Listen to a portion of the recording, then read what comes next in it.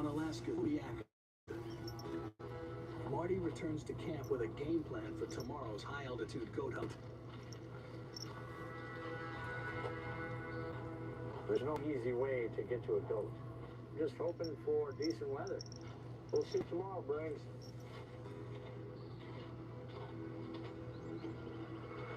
Ooh. Big old brown bear track. But it came right up through here. You can see how big it is. It's a big track. This is exactly what I didn't want to have happen. Probably said maybe a 9-footer or so. Kodiak bears usually hibernate until April, but this bear is awake a full month early, meaning it's likely starved for calories and on the prowl for food. The bears on Kodiak are a lot bigger than interior bears because they feed on fish. It's a high-protein diet, but there's no fish to be had right now, so they're wandering around feeding on whatever stuff they can find. Oh, he was... Looks like he's feeding on a dead deer.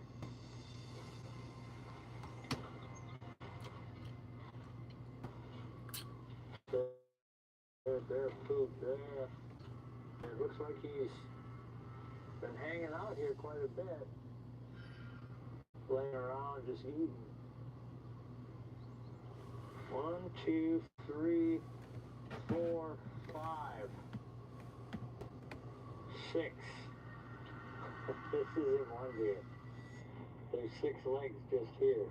A bear had been stacking up deer carcasses like 200 yards away from my tent.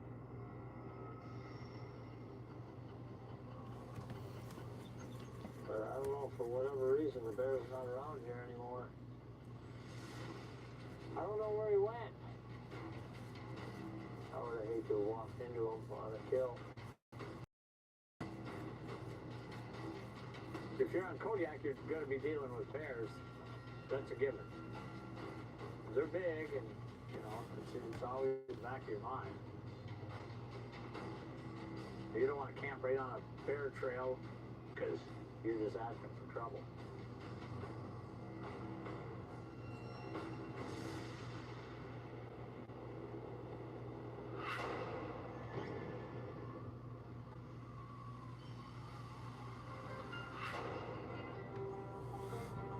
In the Yak, Tom returns home with a truck full of pelts. No stranger to lean times, he's savoring the victory. It's always a good feeling to have a successful day on the trap line, you know. There's lots of days that aren't successful at all. When you have a good one, you always seem to appreciate it. Part of the game of trapping.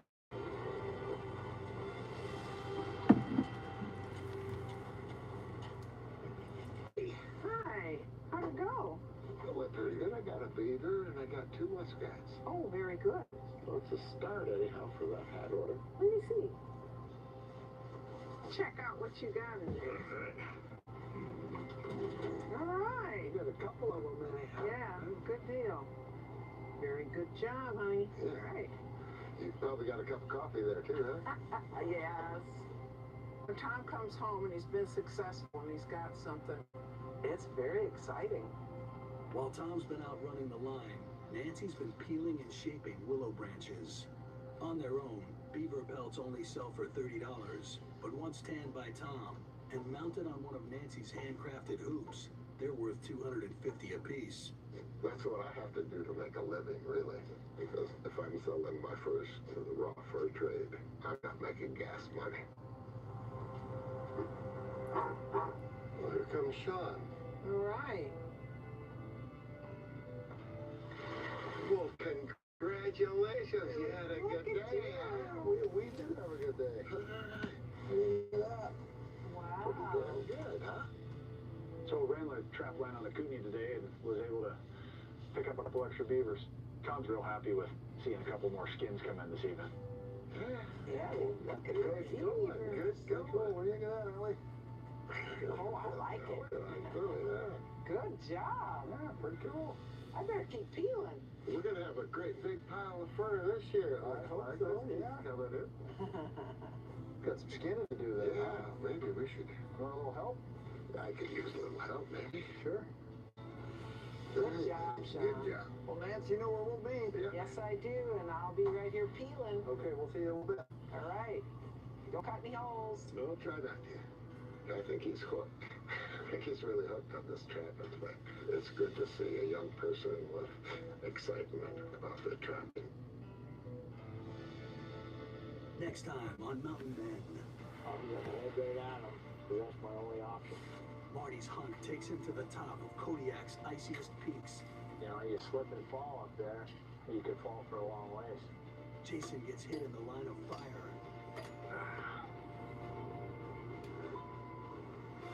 And racing against the melt, It looks like a big section of this creek's dropped out.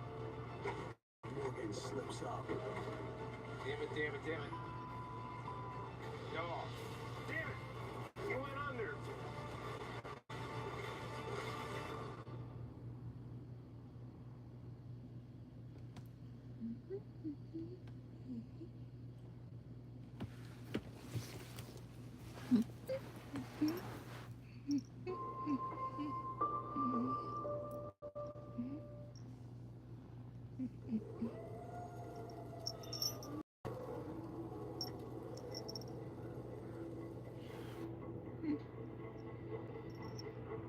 Previously on Mountain Men, I really need more meat to get through here. as the battle for winter rages on, Goat hunting, the challenge is just seeing if you can get to where they're at. the men face dwindling supplies I didn't get an elk or a deer, so I've got to get some food on the table. and are pushed to the edge. We've got a regularly scheduled flight. Come in and bring us some needed supplies. To survive nature's most powerful forces, Ah, that's not good. If a plane were to land on something like this, they'll break through.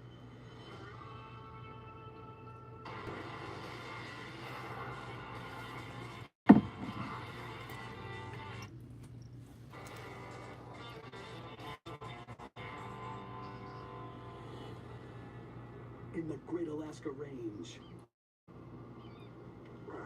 at an overnight camp 6 miles from his homestead, Morgan Beasley is up early to prepare for a critical late winter supply drop of fuel.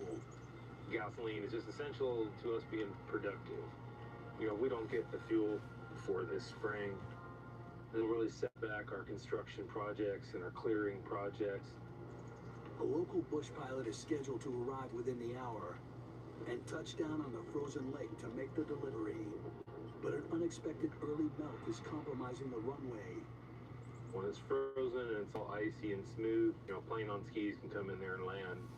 But it's not ground you want to try to do in the summertime. It's way easier when it's frozen. Spring's coming early, and I'm a little nervous about conditions. Yeah, out here in the open, the snow's really melted off.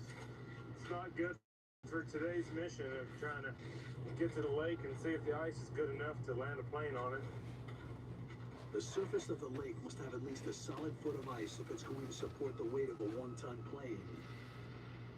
So far, the landing strip Morgan marked yesterday is holding, but the temperature is already 45 degrees.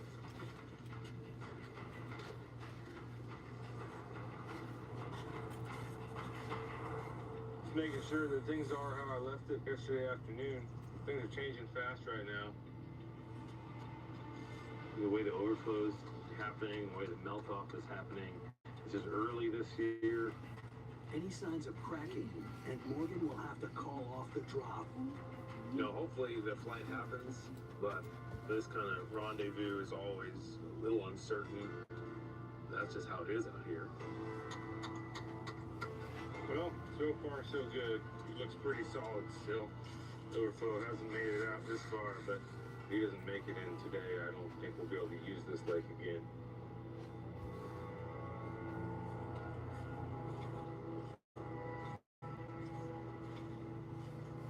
I think I hear an airplane, but actually it sounds like a helicopter. Coming in low.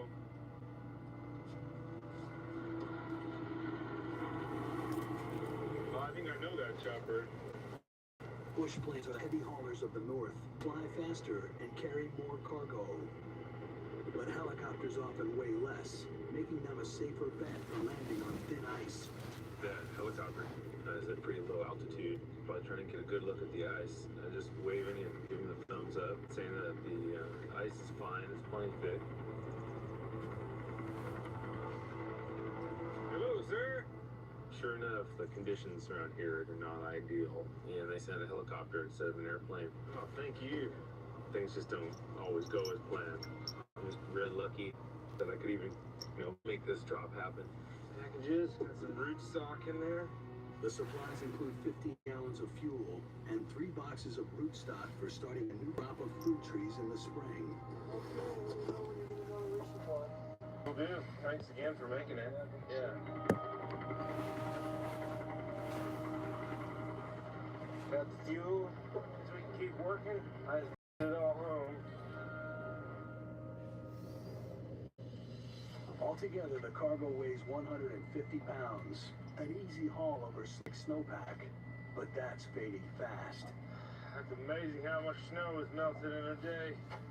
There's a bunch of open ground here. It wasn't open on the way down.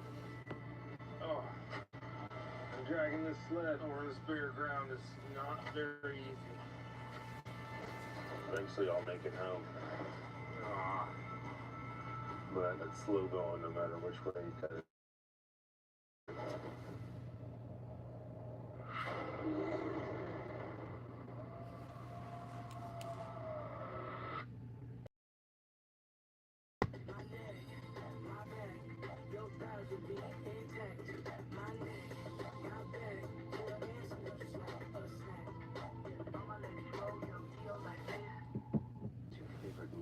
Impossible to answer. Introducing Howdy, a brand new streaming service by Roku. Pack stories you love, ad-free for just $3 a month. No one said the job's supposed to be. Now we don't have everything, All you gotta do is just not miss. but we do have almost everything you want to watch, and it's always ad-free for only $3 a month. Got that. Say howdy to Howdy. Subscribe now. On Alaska's Kodiak Island, dawn of Marty Maiorado's daring trek in one of the oldest places on Earth. He's trapped 400 miles from home for the rare opportunity to hunt here. It's known for its rugged landscape and exciting to last the rest of the winter. I need to get going and get out of here into the goat country. This time of year, the daylight window is just 6 short hours, and Marty intends to make every minute count. His return flight leaves tomorrow. The earlier start I get, the better. That'll give me enough time, hopefully, to get up there, snoop around, maybe find a goat, and get them down off the board and stuff. His plan is to target the hardy population of the island's high-altitude cliffs. A single full-size goat provides 80 pounds of meat, enough to feed his family for a month. I'm going to put on my crampons right away because there's ice everywhere. They work really good. Even in rocks, they help some. Alright. When you goat hunt, you get up in the nastiest, uncomfortable, steep.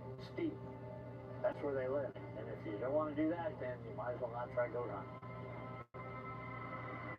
Yesterday, Marty scouted a small goat herd on the mountainside.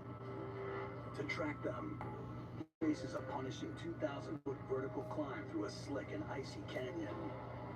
When you come up a canyon like this, there's a lot of ice and, a lot of fast-moving water, and you can have bad ice. So you just got to be careful either way. If I can test with my foot, I know, and I'll smack it hard with the ice pick. Just test every time you put your foot down. The water below is a frigid 22 degrees. One misstep here could be deadly. Some of these holes are real deep. You get yourself in a pickle if you got really submerged. And that one's 4 or 5 feet deep, maybe deeper. All right, Piece of cake, huh? Ahead is the most challenging obstacle of all. A 60-degree incline straight up the mountain. Man, just to stay on the side of the mountain, I have to use the ice axe to hang on.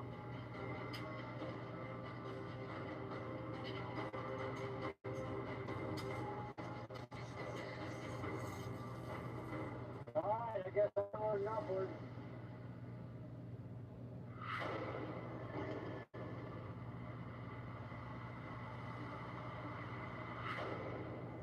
Across the continent, in the Blue Ridge Mountains, it's been months since a violent storm blew through Turtle Island.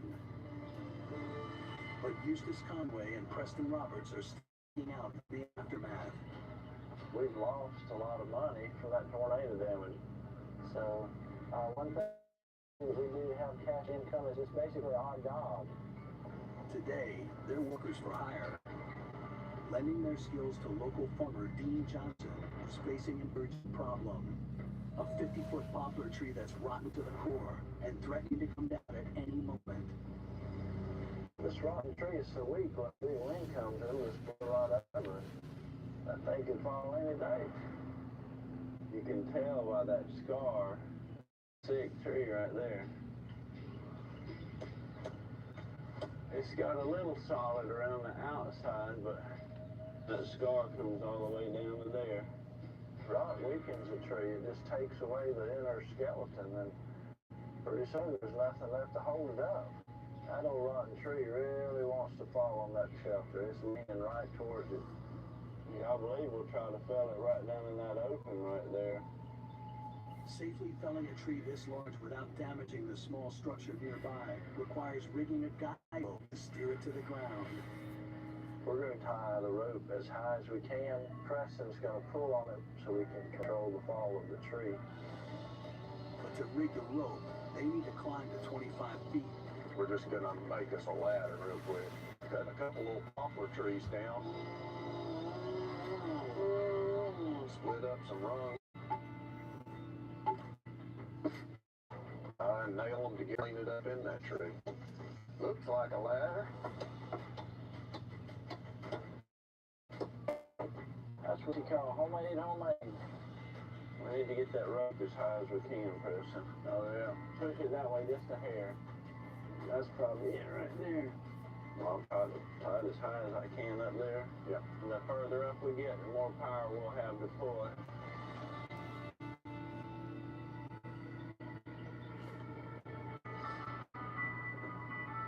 I think we're going to do the best we can on this thing. Okay. That's all I can ask. The guide rope attaches to the truck, which will provide the power to pull the 1,000-pound giant in the right direction. That's good. But timing is everything. I've got to be ready to go, and I've got to be cued into what Eustace and Dean are doing, which is very difficult to do. I can pull on that tree too soon, and I can really mess everything up. I can pull too hard, I can pull the tree down onto me. So it needs to be just the perfect timing with it all. Angled cuts in the tree trunk steer the direction of the fall. The wedges push it to the tipping point. Okay, hold on. There it's going. I never let my guard down when I'm cutting a rotten tree, because that rot down near the base of the tree makes it so you can't control where the tree is going to go. And we're going to try really hard to keep it off of that shelter. That's our main objective. Wait! There it's going. Go! Go! Upgrade your smart TV just got easier. Meet the Roku Streaming Stick and Roku Streaming Stick Plus. It's hard to recommend. So you can plug in to America's #1 TV streaming platform and control it all with your voice. Find out movies. Here. Turn the remote. This is Roku. Yeah. Meet the new Roku Play.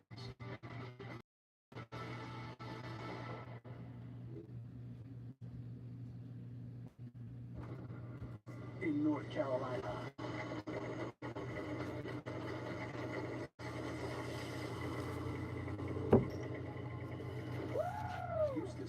Jason's ingenuity lands a lucky tree in the clear. We did it! Way! All told, I think they're following the job that pretty well. Preston did a good job. Everything worked. Man, I really appreciate y'all cutting the tree down. Oh, you bet, man. Made my building right there. Yeah. You know, we cut this log and it's just incredibly rotten. It's like there's just a small core of a living tree around the outside. The inside is totally rotted out. And Daniel had some good fire. And the culture up here in the mountains, with your neighbors, you help them, they help you. And it's nice to get Dean's work done over here, but I have a feeling the list is still getting larger over at my place, so I better head back over the mountain.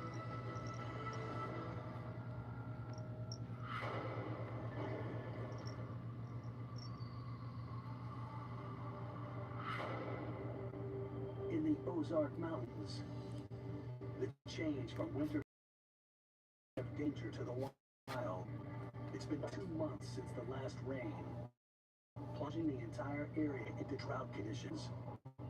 And for Jason Hawk, the timing couldn't be worse. It's time to get hammered, make some more cash. He's pushing hard to build up his war chest. Last month, after months of searching for a piece of land to call home, the perfect plot slipped through his fingers, lost to a higher bidder. Every dollar that we save is another dollar towards land. I don't want to be in another situation if something comes up and I get outbid. There's a fire ban in place, so I've got to figure out how to continue my craft around it. The charcoal-powered forge Jason uses to make blades throws up sparks that can easily ignite a wildfire. If he wants to continue making money in drought, he must improvise a way to contain the blaze. The best I've figured so far is I rustled up an old weed burner, some cans, and a little party keg. The plan is to contain the fire inside a metal cauldron. So this could be my main body. And use a weed burner as a heat source. The propane torch produces a small flame that doesn't spark and can be housed to concentrate the heat inside the metal keg. And now, get this side where actually the torch head's going to go. I don't have a setup to weld this fine, so you got to figure out how to mechanically attach the two pieces together. So by nipping it, if I bend them opposite, I should be able to put that down in, which means half the tabs will be on the outside and half on the inside. We'll push in, we'll go out.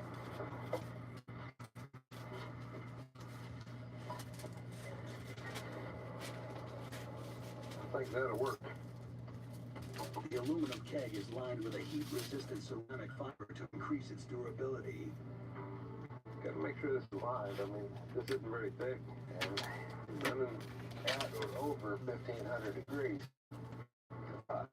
Everything's set. Now it's time to get this thing all in its place. And when you're working like this, it's time to start cobbling some things together and see if this is going to work.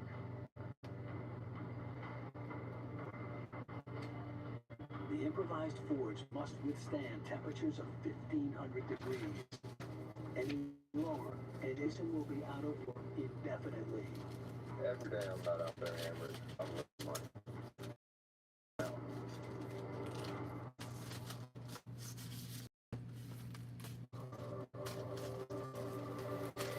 High in the rocky cliffs of Kodiak Island, Marty's on a perilous mission before nightfall. After a punishing 2,000-foot ascent up an icy canyon, he's finally closing in on their territory.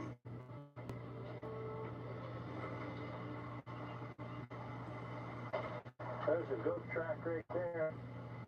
You can always tell a goat track by it's blocky, it's kind of squared off, it's not pointed like a deer track. So there's goats in here.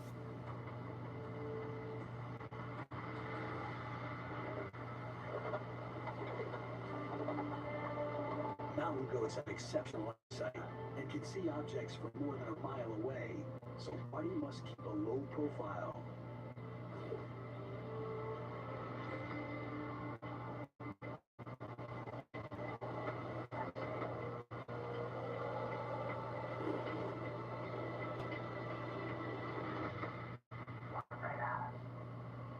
He needs to be within 200 yards of his target to get a clean shot.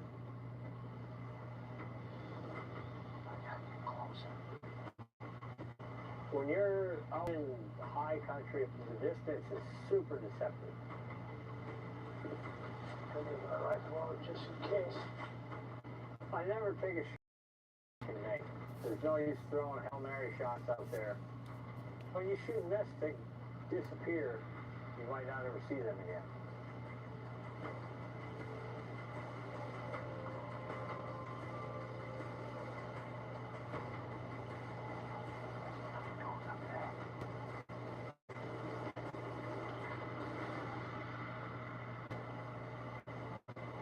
The canyon, they're going to see me, looking straight down on me. What I'm counting on is the goats thinking they're in such jagged, nasty country that they feel safe enough to let me approach within rifle shot before they decide to get out of there. That's really the only option.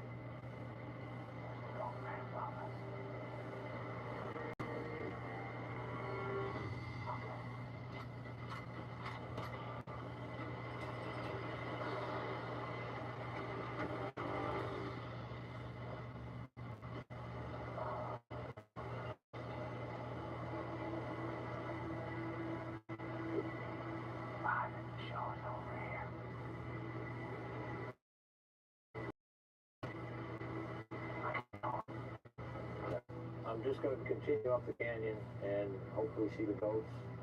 With just 3 hours of daylight left, Marty has to land a shot soon or risk a blind descent down the mountain after dark. I'm going to head right at them, hope for the best. That's my only option. So I'm just going to try to get underneath and hopefully get a shot up at them.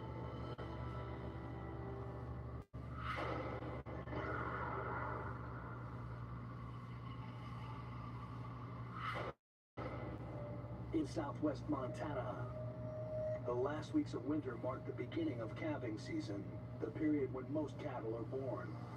In a good year, the size of the herd can double in a matter of weeks. A jackpot for the ranchers of cattle country. Calving season is the most important time of the year because that's where your money. But if they're unattended, predators can move in and destroy a cattleman's livelihood overnight. Calves are a real easy prey, so it's just real dangerous right now. I haven't lost one cow this year, and I'm not going to start now. Calving season is also the busiest time of year for Rich Lewis, who makes his living protecting the Root Valley from predators like lions and wolves. Today, he's answering an urgent call from a rancher who's missing 12 head of cattle, $30,000 worth of beef.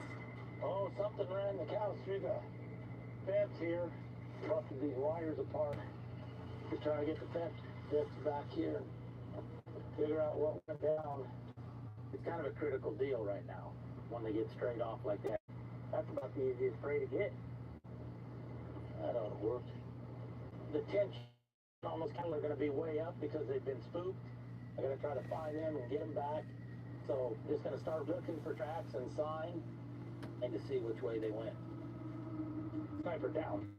You stay now. I don't want any tracks here. Hard to see in the dirt.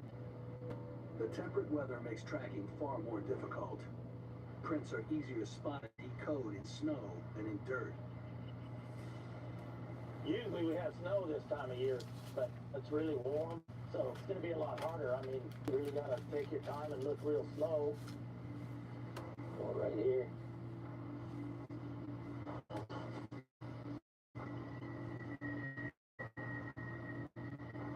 Lion track right here. Walk right along here. Here's another one. Right here. Yeah. Went right down this trail. Lions hunt at night, so I need to get these cattle back on this ranch before nighttime. Once night comes, that lion's going to be a lot more comfortable in the dark. Could kill one of them heifers, or she might have one killed already. I don't know. Looks like they've gone through here. It's going to be real hard to find them, and they could be scattered out. So I'm just going to hit the river bottom here and start working through the willows. We took a heifer, and they're like light.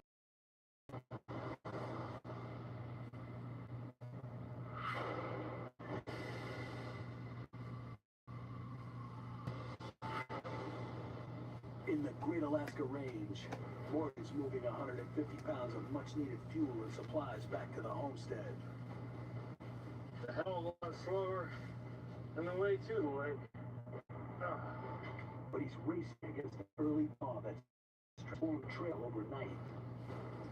He usually navigates the hauling sled smoothly over the snowpack, but the melt creates patches of open ground that make the trek an uphill battle. I'm really kind of feeling sapped to strength after not having slept very well, and I'm just gonna lean into this harness here, get this sled pulled up the hill.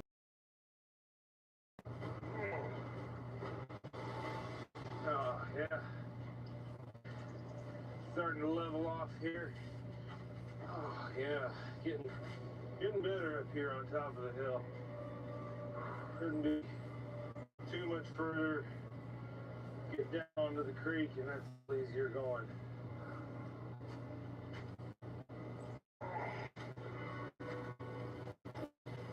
The final journey is flatland, skirting the banks of Big Creek.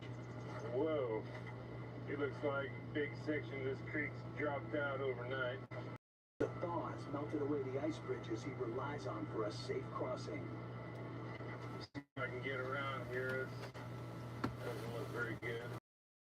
Trail in front is gone. Ice must have dropped out sometime yesterday or this morning. I'm gonna head around this brush and try to find a way to get back on the trail and get it. The bridge isn't any good there. The next one up there looks like it's not bad. No.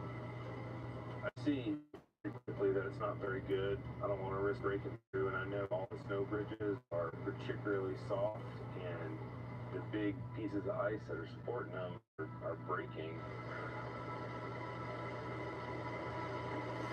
No.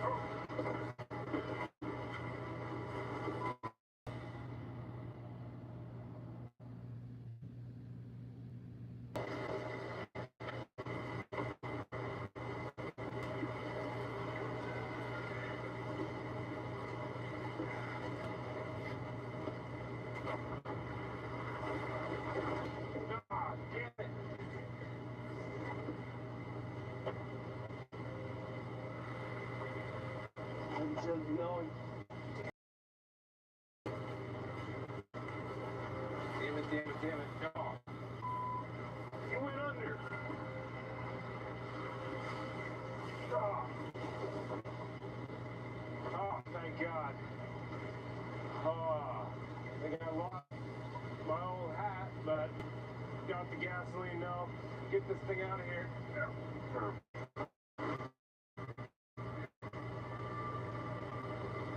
Looks like it's all there.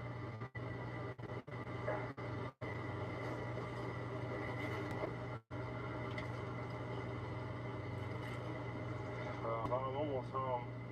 The sled put back together and try to stay a little farther away from the creek. Oh, yeah. Nice.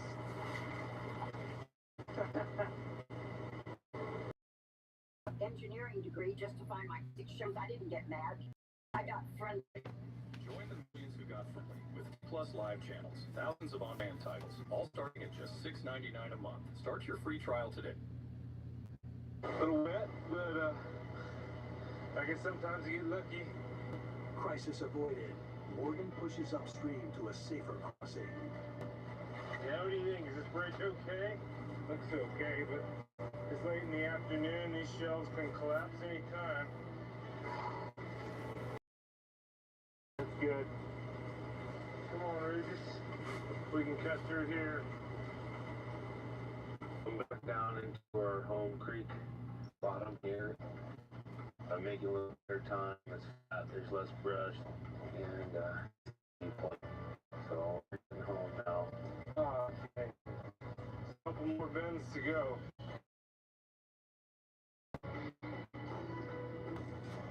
I got the fuel home, so that's the main part.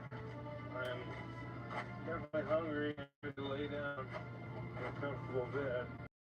Now that we've got some fuel for the upcoming season, we're going to be able to keep clearing and milling lumber and running the generator if we need to. All right. That good. This is 15 gallons of gas, but it represents a lot of work being done here on the ground. And you feel secure, and you feel a little rich.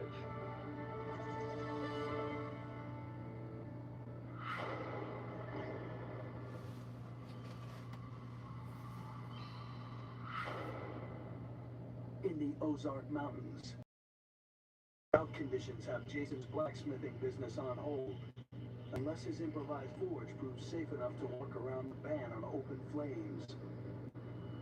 I'll be hammering, making some money. Not waste my time. You need this thing to work out. He's constructed a makeshift cauldron to contain a small propane flame, and is testing to see if the design can generate enough heat to shape steel. Yeah, it looks like it's gonna work. That's plenty hot. That's working great. The temporary forge is too small to turn out big blades. For now, Jason will use it to fulfill a smaller order. A couple of brothers, they want me to do is set fire irons for them. Basically just 3 sections of steel, twisted, decorated up. They connect together. You hang your pots and pans off of them. It's just for an old-timey campsite. Known for their durability, fire irons were first popularized during the cattle drives of the 1800s. Today, a hand confection for an expert craftsman. With this set itself, I'll make about $200 each, so it's about $400. That all adds up. So what I'm doing right now is starting to establish a bit of a point. Not super sharp, but just so it has a little area to pivot into.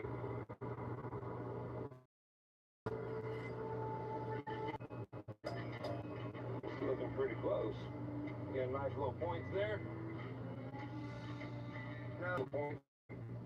The next step is I'm going to square this area off a bit and give it a twist. For decoration more than anything.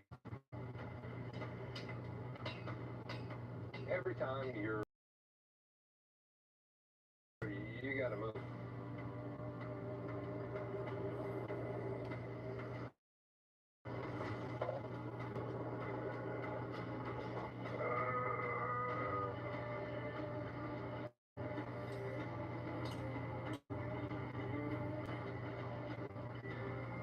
Not bad.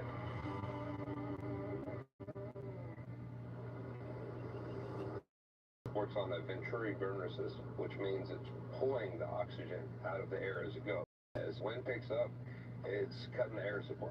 When I get cross breeze, drops temperature of the forge, and it slows down the whole process. Doesn't take much of a breeze to drop the heat, which just makes my job. See, that thing's gotten all squirrely. I'm not hot enough. I gotta straighten it out, but I can't mar that surface. A wooden club will hammer out the steel. It's strong enough to shape the metal, but soft enough to leave no marks. So I'm able to straighten out that twist, and none of the little edges got marred. Last one.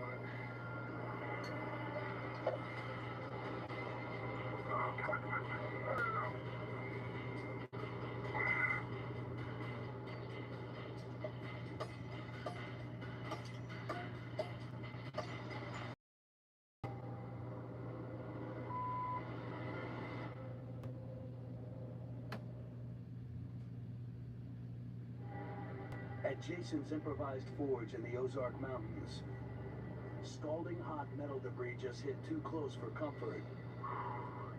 Oh, damn it.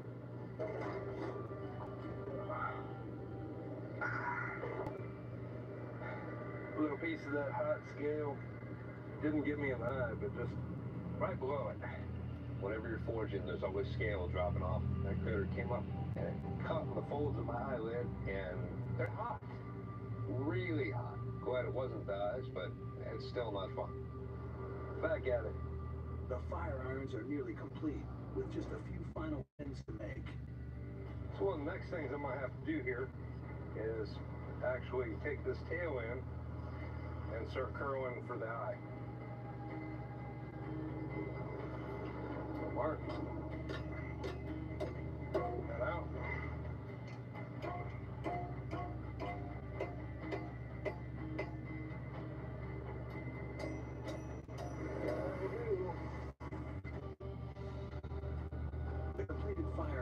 form a standard spit formation. Alright. There we go. 2 sets. A set of S-hooks will hold pots and cookware over campfire coals. The forge, I'm running kind of primitive, but we got the job done.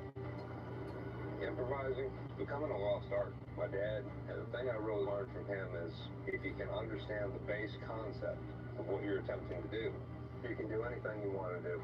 All right. That'll work. They finished out great. Got what we need to get done. I got the fire irons finished. River had a good day at school. So, you had fun? Yeah. Yeah? What do you do all day? Here, come sit down. I'll show you what I did. Close your eyes. All right. Look. Ooh. So, these are for cooking over the fire. So, you can sit them up straight. It's one of those? It's one of those things. This past year, it's been like a runaway stagecoach. And when it's your life and your life's direction and your family, yeah, you want to grab the reins back. There's going to be money coming in, things moving forward. I know it's not over yet by a long shot. Tomorrow, starts the same thing over again, which is trying to get a piece of land.